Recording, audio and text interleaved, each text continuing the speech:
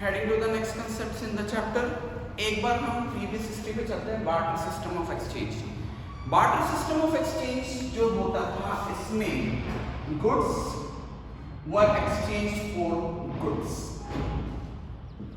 मतलब आप चाहें तो इसको कमोडिटी एक्सचेंज विद कमोडिटी ऐसा होता था, और इसी वजह से इसको डबल सी इकोनॉमी या डबल सी एक्सचेंज सिस्टम भी कहते थे।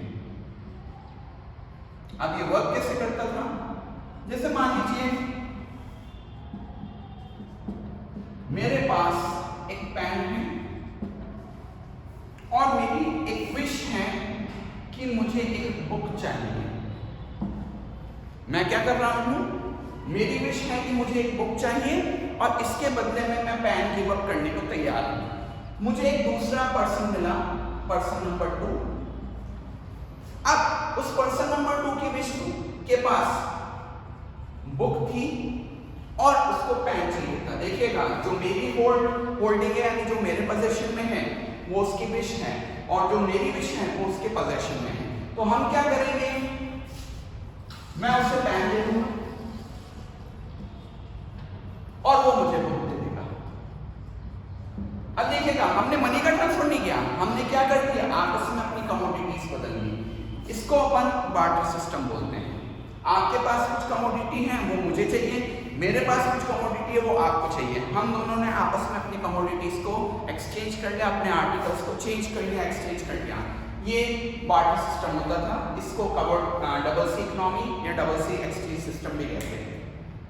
बट बेटा, जितना सुनने में ही आसान लगता है उतना ये आसान नहीं था। इसकी कुछ डिफिकल्टीज थी, कुछ प्रॉब्लम्स थी, और वही प्रॉब्लम्स जो बार्टर सिस्टम या बार्टर एक्सचेंज के ड्रॉबैक्स या प्रॉब्लम्स थी, वही रीजंस हैं जिनकी वजह से मनी का इवोल्यूशन हुआ या डेवलपमेंट हुआ। तो हम पढ़ रहे हैं अब बार्टर सिस्टम के ड्रॉबैक, और उन्हीं वजहों से मनी का जिसको हम कह सकते हैं इवोल्यूशन हुआ, डेवलपमेंट हुआ। तो पहला सबसे मेन इंपॉर्टेंट टॉपिक है, या सबसे मेन इंपॉर्टेंट इसकी ड्रॉबैक थी डबल कोइंसिडेंस ऑफ फंड। देखिएगा, मेरे पास एक पेन है और मुझे एक बुक की विश है। तो सबसे पहले तो मुझे एक ऐसे पर्सन को ढूंढना पड़ेगा जिसके पास बुक हो और बुक के बदले में वो पेन चाहता हो। सुनिएगा, मुझे एक ऐसा पर्सन ढूंढना पड़ेगा जिसके पास बुक हो और उस बुक के बदले वो एक पेन चाहता हो। यानी मेरी जो विश है वो उसके पास होल्डिंग होनी चाहिए, और जो उसकी होल्डिंग है वो मेरे पास विश होनी चाहिए। तो क्या ऐसा पॉसिबल है कि हम जिस पर्सन से मिले उसके पास वही आर्टिकल, और अगर वो वही आर्टिकल है उसके पास, लेकिन जो हम ऑफर करना चाह रहे हैं उसके बदले में वो आर्टिकल को चेंज करने को तैयार है? मैं कहना चाह रहा हूं, जैसे मान लीजिए मैं हूं माइसेल्फ, मेरे पास है होल्डिंग पेन और मेरी विश है कि मुझे बुक चाहिए। मुझे बाय चांस एक पर्सन मिल भी गया जिसके पास बुक है, लेकिन जरूरी नहीं है कि उसकी विश पेन हो। उसकी विश मान लो ऑयल हो, तो अब तो हमारा ट्रांजैक्शन हो ही नहीं सकता। तो हमें एक ऐसा पर्सन ढूंढना पड़ेगा जिसके पास वो आर्टिकल हो जो हमें चाहिए और हमारे पास वो आर्टिकल हो जो उसे चाहिए। That is double coincidence. और ऐसा डबल कोइंसिडेंस बार बार ढूंढना, इससे एक्सचेंज सिस्टम बहुत जिसको हम कह सकते हैं कॉम्प्लिकेटेड होता जा रहा था। छोटे छोटे ट्रांजैक्शन के लिए तो ठीक था, लेकिन डबल कोइंसिडेंस जैसे जैसे ट्रांजैक्शन बढ़ते जा रहे थे, लोगों की विशेष बढ़ने लगी, तो जरूरी नहीं है कि हर समय ये डबल कोइंसिडेंस सक्सेसफुल होगा, और इसी वजह से एक्सचेंज जो था लिमिटेड था। Number 2, next is lack of common unit. Lack of common unit का मतलब ये है कि देखिएगा, अभी जैसे हमने ट्रांजैक्शन की बात की थी कि सपोज मेरे पास बुक थी, मुझे पेन चाहिए, या इनवर्स लिख दिया मैंने, मेरे पास एक पेन है और मेरी विश थी कि मुझे एक बुक चाहिए। नेक्स्ट पर्सन को बुक चाहिए थी और पेन हमने कर लिया, एक्सचेंज हो गया। मेरे पास बुक आ गई, नेक्स्ट पर्सन के पास पेन आ गया। अब हो सकता है ये पर्सन इस पेन को किसी नेक्स्ट पर्सन से पेंसिल के बदले में चेंज कर ले, मतलब उसने करना चाहे कि भाई आखिर में कौन प्रॉफिट में रहा या कौन लॉस में रहा, या कितना कहाँ हम स्पेंड करते हैं, यानी कि जो हमने बुक और पेन का ट्रांजैक्शन किया था कि क्या वो इक्वल था in terms of commodity value या परचेजिंग वैल्यू, या लास्ट में पेन या पेंसिल का जो ट्रांजैक्शन हुआ क्या वो इक्वल कमोडिटी वैल्यू थी, यानी कि जितना हमने आर्टिकल एक्सचेंज किया उसके बदले में जो हमें आर्टिकल मिला क्या वो हमारे लिए उतना ही बेनिफिशियरी है। तो वो सब हम यहाँ पर नहीं कर पा रहे थे। क्यों? क्योंकि यहाँ कॉमन यूनिट है ही नहीं।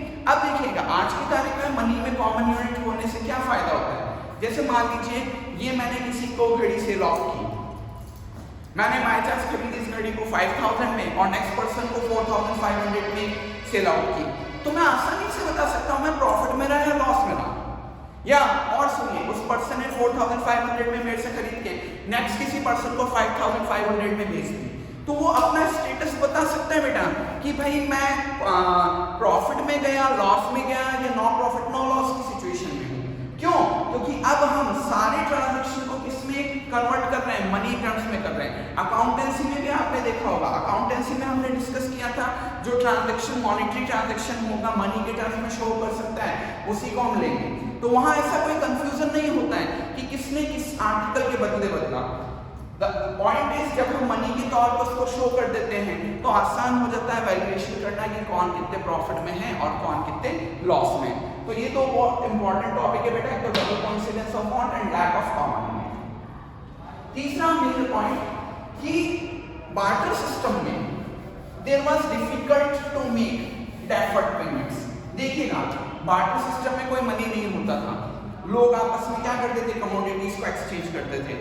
इवन उस टाइम लोगों को अगर वर्क के बदले कोई सैलरी वगैरह भी मिलती थी तो वो सैलरी मनी के टर्म में नहीं होती थी, उनको मिलता था कोई फूड आइटम या कुछ अदर एनिमल्स या कुछ अदर कमोडिटी जो वो कॉमन यूज में कर सकते हैं। अब सोचिएगा, सपोज जस्ट एन एग्जांपल, आज मान लीजिए मैं कहीं पर अपॉइंट होता हूँ एज एन एम्प्लॉय और मुझे कहा जाता है कि भाई हर महीने आपको 500 kg वीट मिलेगा एज योर सैलरी। अब जरूरी नहीं है कि जिस टाइम पीरियड पे मैंने अपॉइंट किया, मैंने अपने आप को अपॉइंट किया वहां पर या मैं वहां पे वर्किंग करना शुरू किया तो वीट एक प्रेशियस कमोडिटी रहा, या हो सकता है अभी तो वीट प्रेशियस कमोडिटी है जिसमें ट्रांजैक्शन चल रहा है और लोगों के पास वीट होना जरूरी है, लेकिन आने वाले 6 महीनों में जरूरी थोड़ी है कि वीट ट्रांजैक्शन की कमोडिटी रहेगा। मतलब होता ये था कि वहां पर कोई कॉमन ऐसी चीज उठा ली जाती थी ट्रांजैक्शन के लिए जो बहुत पॉपुलर है और लोगों के पास होनी चाहिए। It can be any food item, it can be any animal, it can be any other thing. अब जरूरी नहीं है कि आज की तारीख में वो कमोडिटी ट्रांजैक्शन के लिए यूज की जा रही है तो इन फ्यूचर में भी वो इतनी जिसको हम कह सकते हैं बेनिफिशियरी रहे या वैल्यूएबल रहे कि वो आगे भी इसी तरीके से ट्रांजैक्शन में यूजफुल रहे। तो difficult in deferred payments, it was so too much difficult in barter system. Next is difficulty in storage and transfer. आज की तारीख में सोचिए, अभी मैं आपकी क्लास ले रहा हूँ, अभी मेरे एक दोस्त का फोन आ जाता है कि dear my dear I need some money please send me that. अब आपको क्या लगता है, मैं मान लीजिए उसने मुझसे 1 लाख रुपीज या 2 लाख रुपीज मांगे, तो क्या मैं थैला भर के बैग ऑफ मनी भर के लेके जाऊंगा और उसको पहुंचा के आऊंगा? नो। अगर मैं फिजिकली भी लेके जा रहा हूँ मनी तो मुझे एक छोटा सा ब्रीफकेस हैंडल करना पड़ेगा और मेरे पास इतना टाइम नहीं है, तो मैं उससे एक ही बात बोलूंगा, बेटा ऐसा कर तेरा बैंक अकाउंट नंबर बोल दे। यानी मुझे कैश को फिजिकली कैरी नहीं करना पड़ रहा है, तो आराम से मैं इसको ट्रांसफर कर पाऊंगा। दूसरा, मान लीजिए अगर आप कहोगे सर आपके पास 1 लाख रुपीज 2 लाख रुपीज हैं, तो इसका मतलब आपने तो बहुत बड़ा कोई कंटेनर वगैरह बना रखा होगा या बहुत बड़ा कोई रूम वगैरह बना रखा होगा।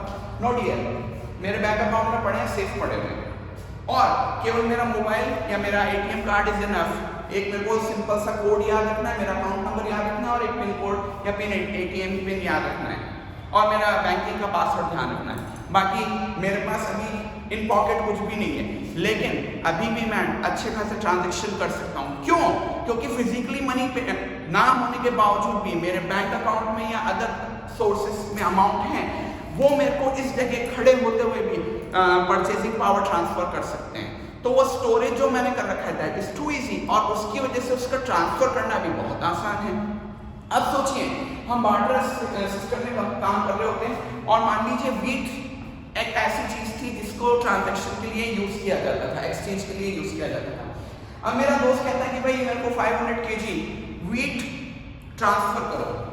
तो पहली बात तो 500 kg वीट अपने घर में ट्रांसफर करना, उसको पहले स्टोर करना, इट्स अ माइटी टास्क। उसकी सिक्योरिटी करनी पड़ेगी उसके लिए। अब आप जानते हो अपने घर में भी गेहूं भी आते हैं तो उसको कितना सिक्योर रखना पड़ता है खाने के लिए। तो सोचो अगर ये मनी के तौर पर होता था तो इसकी सिक्योरिटी के लिए बहुत कुछ करना पड़ता।